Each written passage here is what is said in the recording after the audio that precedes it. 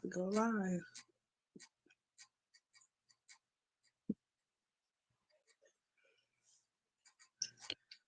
My name is Kevin, and I'm here with my co-host Hey, I'm Roxy. and my other co-host, Marasia. Um, we today we are going to talk about domestic violence.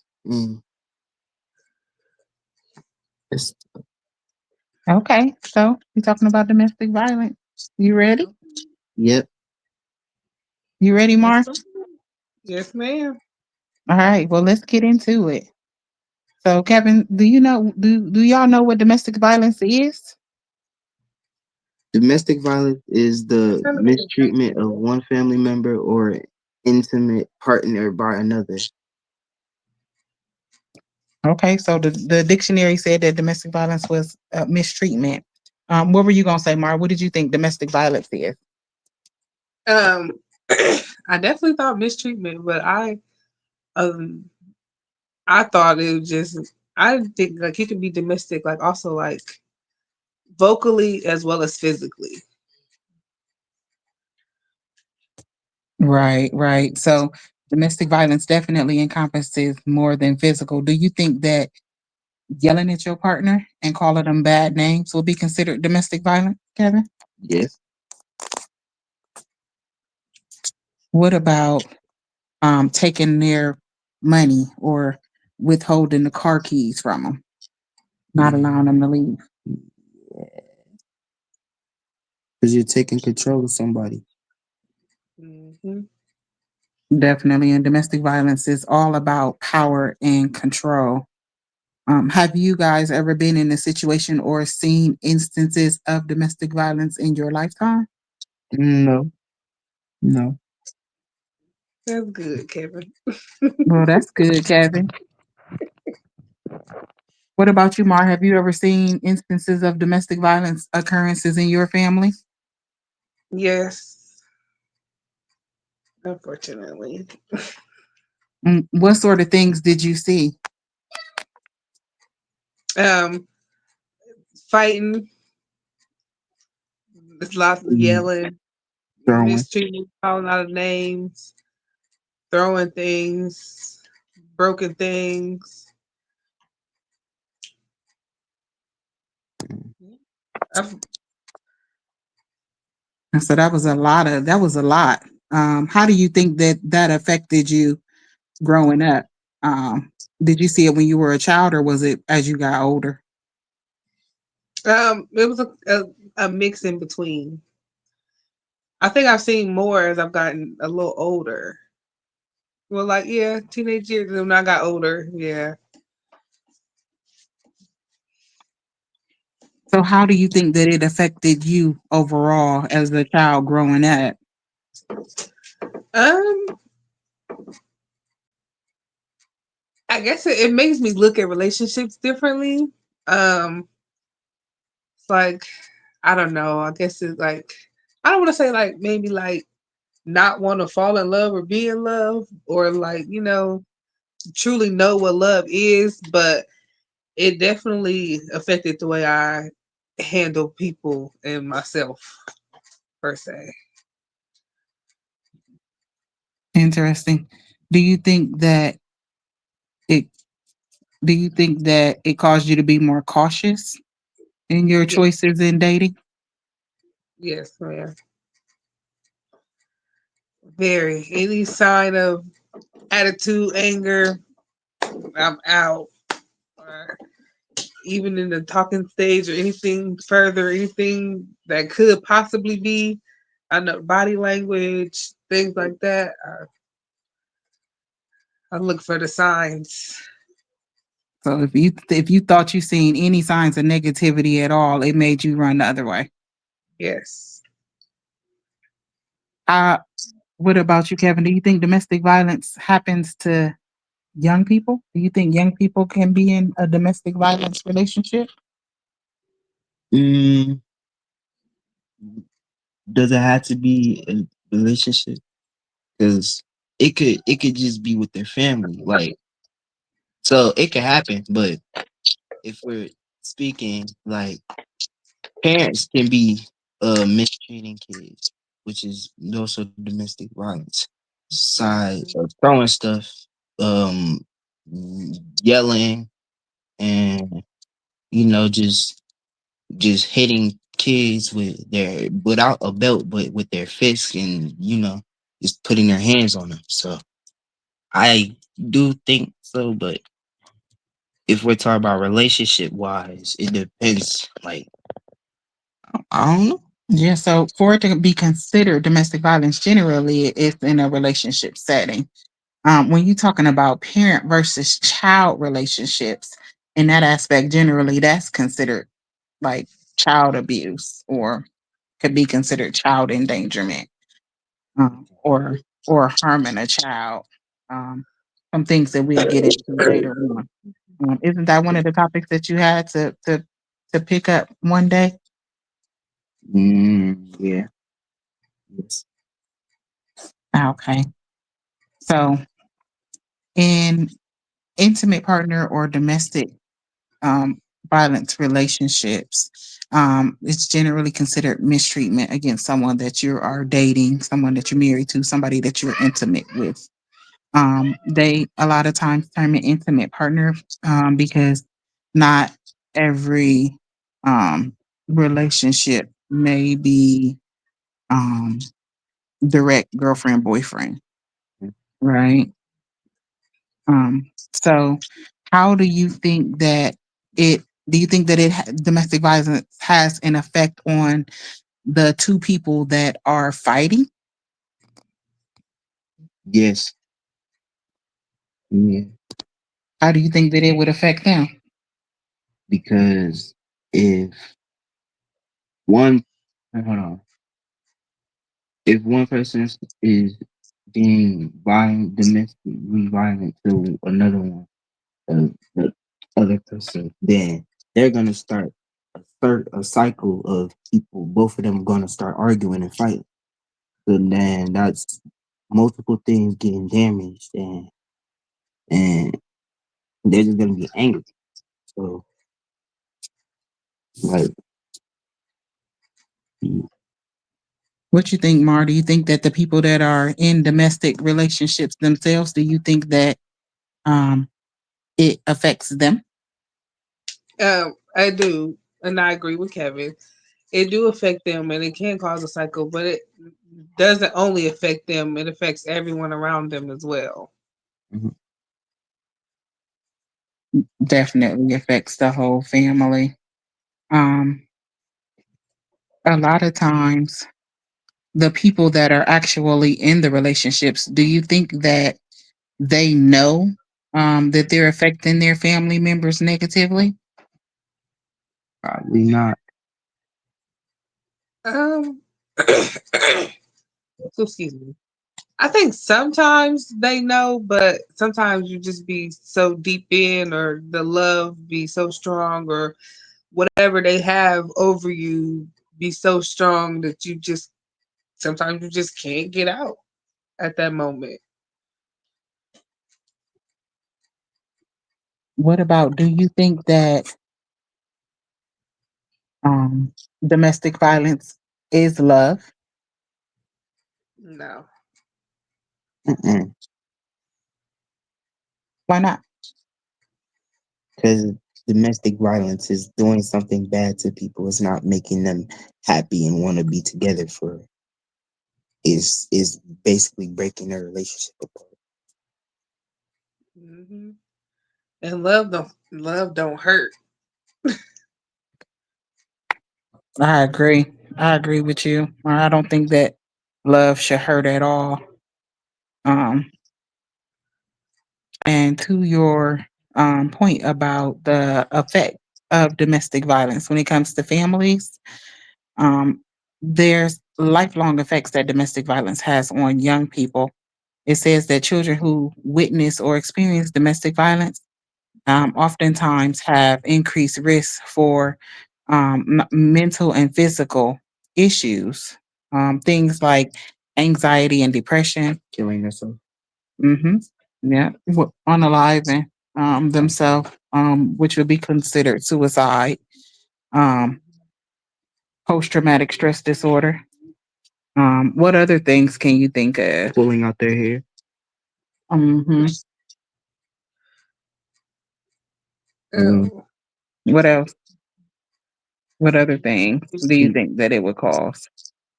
um, panic attacks. I know that kind of goes into anxiety. o- Um, obesity. Um, it could cause eating disorders. Yes, it also could cause a repeated cycle because whatever they see, they might accept it too or think it's okay and fall right into the same cycle. That's true. And in a study of domestic violence against child abuse, it also said that children who have witnessed domestic violence have a 40% lower reading level than other children that are their age. So it affects them as far as their learning is concerned as well. So not just the physical things, but also it also gets into their mental. Um, and usually people who commit domestic violence, um, do you think that if they're abusive to their mate, you would do you think that they're abusive to their kid? yes, It's it makes possible. sense. Yeah, I mean, yeah, yeah.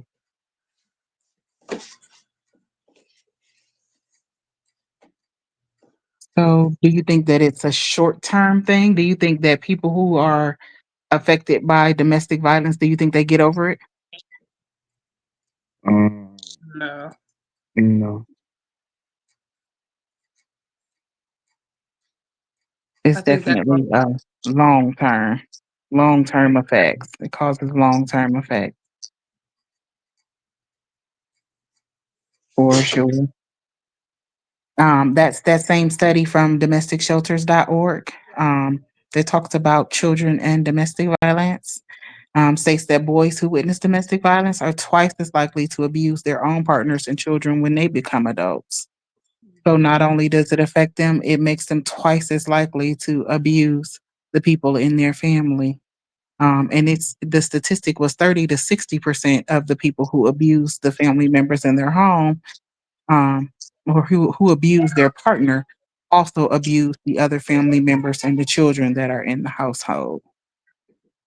Um, if a male sees domestic violence as a child, it makes him more than likely to be a domestic, engage in domestic violence and abuse his partner as an adult. If a female sees domestic violence and witnesses it in her home, it's more than likely to make her a victim. Why do you think that that is? What would be the difference in a male seeing domestic violence versus a female? Why would that make her a victim and him an abuser?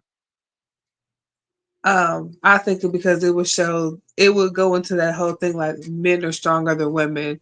So if a little boy sees a man beating his mom, sister, if they're not listening or following directions, then he's gonna think it's okay because once he slap him or something, like, oh, they listen when you yell at them. Oh, they like that, or they watching these TV shows, music videos, and things like that, where they show things that are they make seem like okay and cool that they also engage in those activities versus females we are seen as weaker so we're being abused and if we stay and things like that we are always seen as a victim and then as a young girl she gonna think it's okay if though she's being treated that way because she saw it or went through it. Yeah, I was gonna ask. Do you think that as you grow up, that it becomes okay? You know, it becomes normal. Um, if I seen it happening in my house, like if my mom always fried chicken, right? Mhm. Then I know that chicken would become a staple meal in my home. I watch my mom fry it all the time. I know that it's good. That's something that I ate a lot. I know how to make it because I watched her fry it all the time, right? So that makes it a normal thing. Right. And the same way with issues of domestic violence. Generally, domestic violence can happen to anybody. So, whether you're male or female, um, or other, domestic violence can occur and happen to you. It doesn't matter the gender, it doesn't matter the race, it doesn't matter where you come from. Those things are not going to stop someone from hurting you um, if they feel like that's what they want to do.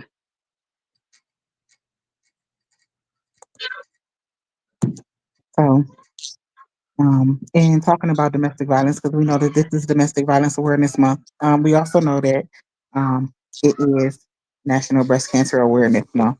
So, definitely, you know, um, ladies who are old enough, go get those mammograms.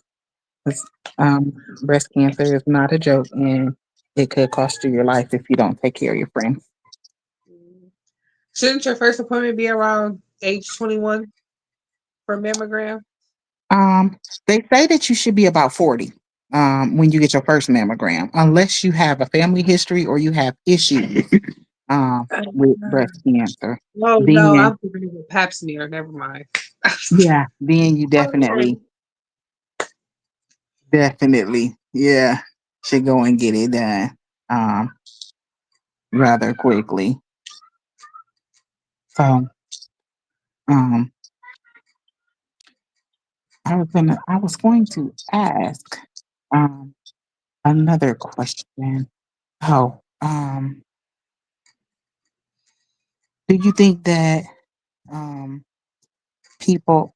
Do you think that people who have been affected, have been abused in their relationships? Do you think that they um, have issues? Do they grow up and have issues themselves?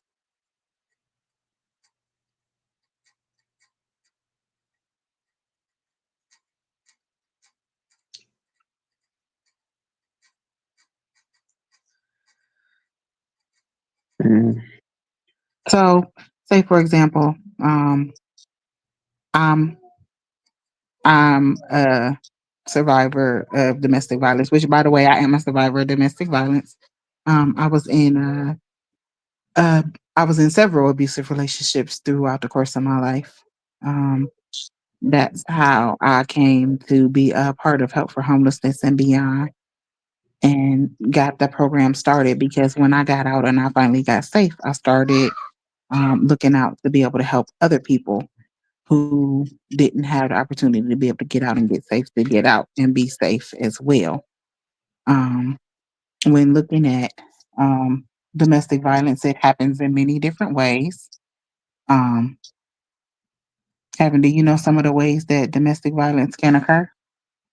using um yeah, using this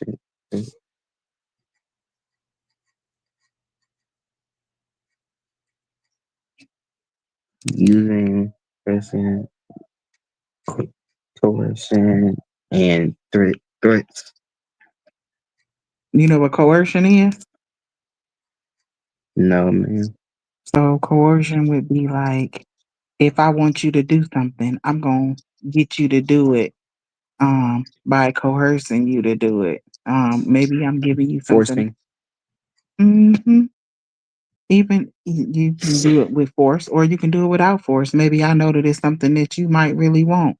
And I'm gonna tell you that I got something that you want in the car, like people that Get take get people's kids. get kidnapped. Then they'll say, "Hey, I got this candy in the car. If you come over to my car, I'll give you some." That's a coercion. Me trying to get you to lure. Luring someone Mm-hmm. to do something. Mm-hmm. What other things can you think Using about? using uh using intimidation. What's intimidation? Mm, making a person afraid by using looks, like actions, gestures, smashing things, destroying and destroying property, using pets, and displaying weapons. Margaret, you'd ever thought that people that abusing pets would be a form of domestic violence or intimidation tactic that's used by people in order to get them to do what you want them to do? Okay. Uh, Kind of, but only because I ever saw it on TV. But it's just still kind of weird because, like, the animals, that's how people turn into serial killers. Yeah, serial unalivers. Hmm. Unalivers. Yeah. So um they could do it once or twice. Do you think that people who are domestic abusers are serial unalivers? Like, do you think that that's just something that they just go around doing? Do you think that they're born that way, or how do you think that people become serial unalivers or abusers, domestic abusers to others? No, It's I cool. wouldn't think that you're born that way per se. I think, well, I think um, I think that's just one of those things like something happened to you and you want the hurt to stop, so you hurt somebody else and see if that'll make it better.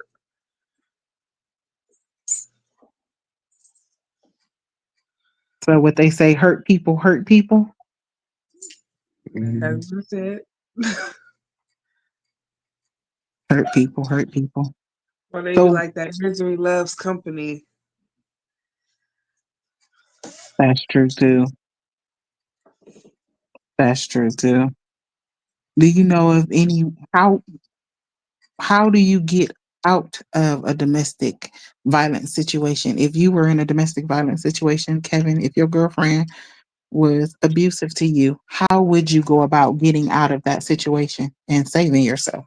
Leaving her and finding someone else, or just leaving her and staying alone, doing what I'm, good at doing, like you know. So, so what do you think about um how would you get away? What if she take your car keys and she say you can't leave? Mm, it's two, two or three ways. If we have a back door, I could just go to the back door. If the front door is open, then I could just go to the front door and just, escape, walk away.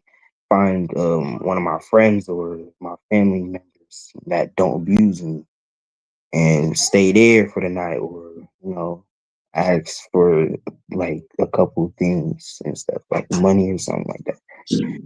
Or if both of those are like locked, then I could just, if there is a window that is not like death wise, like if I go on in through out the window, it's not like high enough for me to fall down and unalive myself and stuff, then I could just go through the window and do the ask friends and family and stuff to save myself. Or when I could just leave and just go to the nearest police station, tell them what happened. So would you call the police? Mhm. Do you call the police when you in a domestic situation? What do you think, Raja? Do you call Mar? Do you call the police? Um, I you would, but can. I just know. I guess it will also depend on the situation you're in that moment. If you are able to call the police, or if you can even get to the phone, or if you're just way too scared. Maybe you don't have that courage to even try to call the police. Right, because that's the thing that happens. Definitely, definitely happens. So if you're in a situation and you can't get out and you can't call the police, then what do you do? I try to find somewhere to hide where she can't find me. And if she ends up leaving the house or something, then and she leaves like the door unlocked or something like that, and I could just leave like that. Mhm. It don't always work like that though, Kevin, because sometimes they either won't leave you or they gonna take you with them, or it'll go into a type of stalkerish case where no matter where you go, they're gonna look for you, find a way to find you, find a way to contact you, things like that. So that's just one of those things you really have to have some courage and faith and strength to call somebody, tell somebody else that could help you if you can't get to the police, or family won't help you, or you too scared to tell family. Definitely get you some help. Reach out to someone who can help you. Like you said, sometimes it's not always safe either, to be able to get away. So you want to look for opportunities where you can get out. Um, like you said, if they leave or they go somewhere, that's what happened to me. I had to wait until my abuser went to work and pack up all my stuff real fast as I could, and get up out of there. Sometimes you don't always have that ability. Sometimes you have to leave without anything. Um, Sometimes you have the ability to be able to pre-plan it. So what I mean by pre-planning is, as a young person, a teenager that's going through dating, you can pre-plan when you leave. If you don't live in the same household with that person, then you can pre-plan an exit route and get away from a person and not have to go back. As an adult, sometimes you're living with a person and it's not always so easy. So if you're in a situation and you're living in the household with that person, then you start to take steps slowly but surely to be able to put yourself in a position to be able to get out and get safe. When you go to the grocery store, maybe you make an extra set of keys for the car. Maybe you take those keys and you hide a set of keys somewhere where you know that they won't be able to find them. You start packing a bag and getting stuff together so that when you're ready to go, you have it and you hide it somewhere that they won't be able to find it. And then you can take your bag and you can go that way. I was fortunate enough to be able to have enough time because he didn't think that I was going to leave. I was in a situation where I had left several times before and I kept going back. When you get into domestic violence, it's a vicious cycle. And they say that you continue to go back over and over again. So they say the average is 7 times. So you tend to go back over and over again because you think that it's love. You love that person, and they're nice when they're nice, but Mm-hmm. when they're not nice, it's really really bad. Um, I went through a lot of different things. Um, Getting out of my domestic violence situation, I had my nose separated from my face. I had my finger cut off. Um, I've had my I've had my jaw misaligned. Um, uh, he shot the house up twice. I've been stabbed in my shoulder. I've been through a lot of different things when it comes to domestic violence situations. So I know how hard it is being in those situations, and I also know how hard it is to get out. Um, so when you have the opportunity to be able to get out and get safe, love yourself more. Take that opportunity, get out and get safe. Because, like you said, love doesn't hurt. If you could tell a young person something about surviving domestic violence, um, what would you tell them, Kevin? What would be a tip or two that you would tell them? Mm,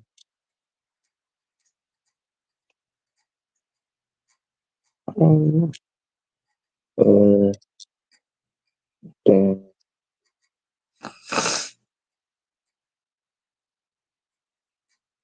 Yeah, I mean, you had a lot of good ideas.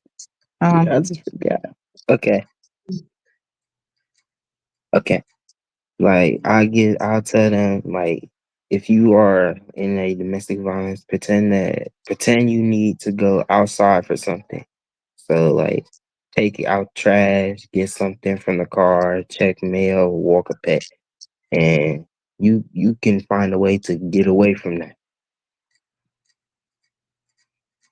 yeah. How would you call 911 if you didn't have a phone? Say he takes your phone or she take your phone and she break it. how do you call 911 without a phone? Um, if you pretend you need to go outside for something, right, and you don't have a phone, but you can't like go anywhere because you don't know where you're going, you can call 911 by either asking a neighbor's house, you know, a business somewhere near you, a school near you, or a library near you, and you can find a way to call someone that can stop that person from doing stuff to you, and then you won't have to be able to, get hurt by them anymore. They'll be dealt with somebody else. Awesome. What do you think, Peaches? If you could tell someone um, that you know a tip for surviving a domestic situation, what would you tell them? Um, I would definitely tell them stay strong, stay up, keep moving. Even though when it look bad, it always get better. Just like you said, love yourself more. Love yourself Definitely. more. And if not, love the other people more. Love your family more. So if it's not for you, for them, especially if you have kids. Definitely. Definitely. Um, what are some things that you would tell them not to do, Kevin? What do you think you would tell them not to do? Don't tell them you're planning to leave. They might react violently. Don't argue or threaten them. Don't wait for things to get better. People who trap you rarely stop. Facts. Mm, If they hitting you today and they get nice tonight, guess what? They'll be hitting you again tomorrow and be nice mm, tomorrow night. That's generally the mm. way that it goes, right? Um, you don't want to argue with them and get nothing started and tell them, I'm leaving you. I'm not staying here in this relationship. I'm leaving you. You want to just be as nice and calm and quiet as you possibly can and look for your opportunity and take it.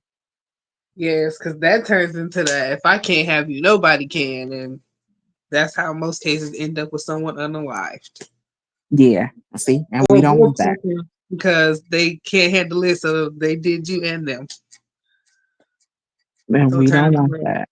double. Yes. So I posted the phone number for the domestic violence hotline. It's listed 24 hours a day, 7 days a week. Um, and that number will help you. You can dial that number, and they'll help you to be able to get away to safety.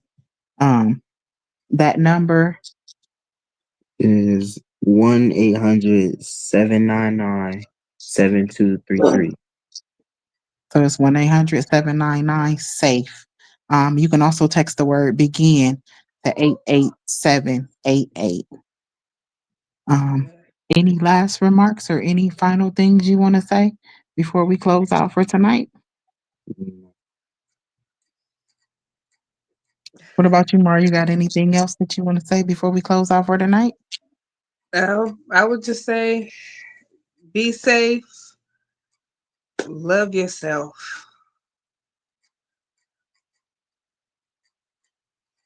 For sure. And remember the things that we learned today so you can use these ideas. If Remember you the things learn we in a learned today. situation, So this is just part one. Tomorrow we're going to have an actual interview from another family who had to survive a tragic loss due to domestic violence. Um, she's actually a close friend of mine. We went to school together, me, her, and her brother. Her brother ended up being unalived by his girlfriend. They got into a fight, and the girlfriend actually unalived him. So we're going to talk to her tomorrow and get some information and some tips from her tomorrow. Um, and then we'll go from there. So thank you for tuning in to us to part one yeah. of our domestic violence awareness and its effects on today's youth. And we'll be back at you tomorrow so that we can talk about it. See you soon. Bye.